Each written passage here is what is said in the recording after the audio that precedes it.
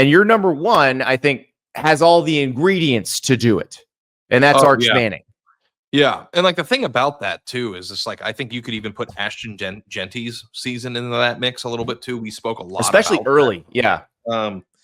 You know, that is, and maybe one of the storylines should have just been like a player who comes out of nowhere to dominate. But the Arch Manning thing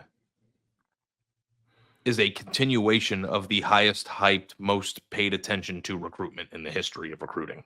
Right. Like, I don't know if anybody, AI couldn't come up with a more perfect 5-star quarterback who comes from the royalty. Like, it's just perfect. Right. And now he's at Texas. Texas has taken a step forward the last 2 years with Quinn Ewers at the helm. He's played some, but not a ton. If he is what he was rated as, the number 1 overall player in the country, and then combines the greatness from his uncles to the mix at Texas, like, there is no bigger story. Now, here's the thing about Arch Manning. If he stinks, which I don't think is going to happen, I think that's a very low probability of that, or is just fine, that's also a pretty important story, right? Like, I mean, he is, right. I mean, I think he is going to be the face of the sport next year. But if he isn't, the discussion about why he's not is going to be. So, like, that to me, like, you can't miss with this. Like, Arch Manning is the most, and I don't know, they weren't really ranked. They were just 10. That was number 1. But that's the first thing that pops into your head of, like, what are you looking forward to next year? Arch Manning.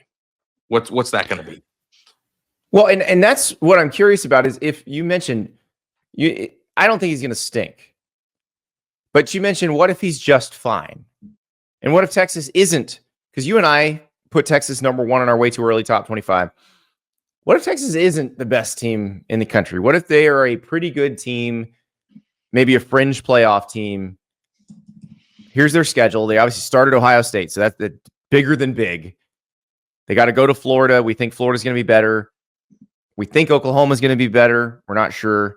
They obviously have to go to Georgia late in the season, and then Texas A&M comes to them.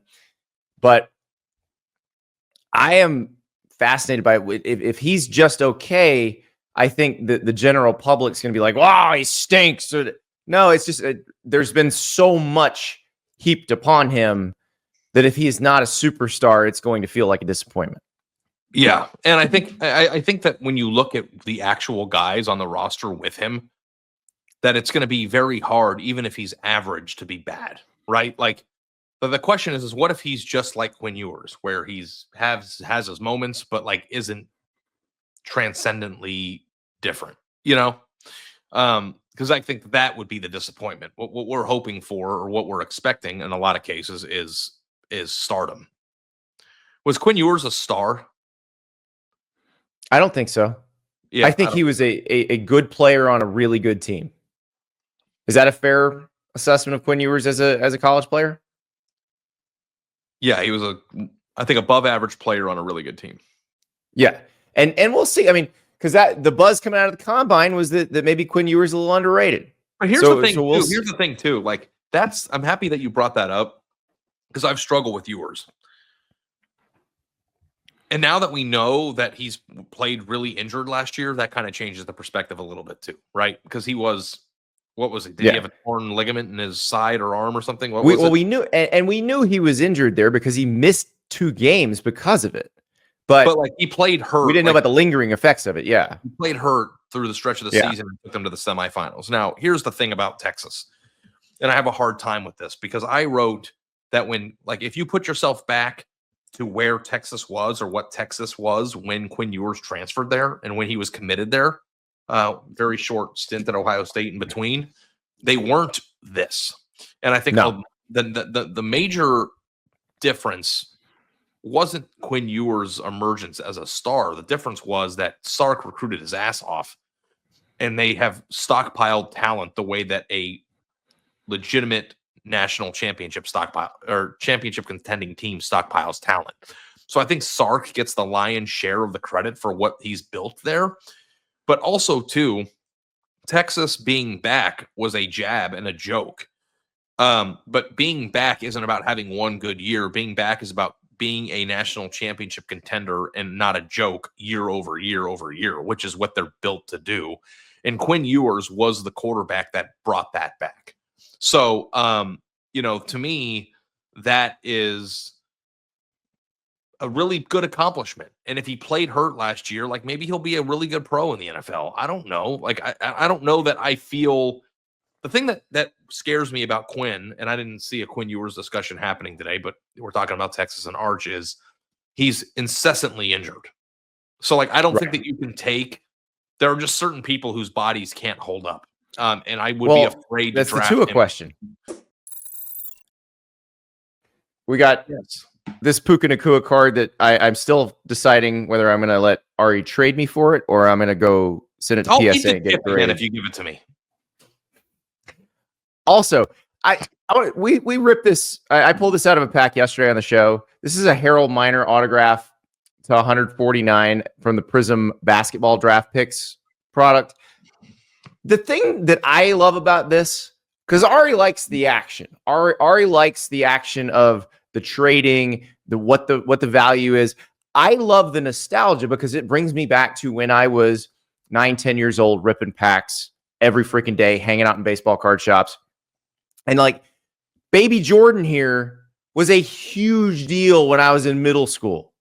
Huge deal. And so to get like Baby Jordan signed this freaking card. Like that's a huge deal to me because part of what I love about this is the nostalgia.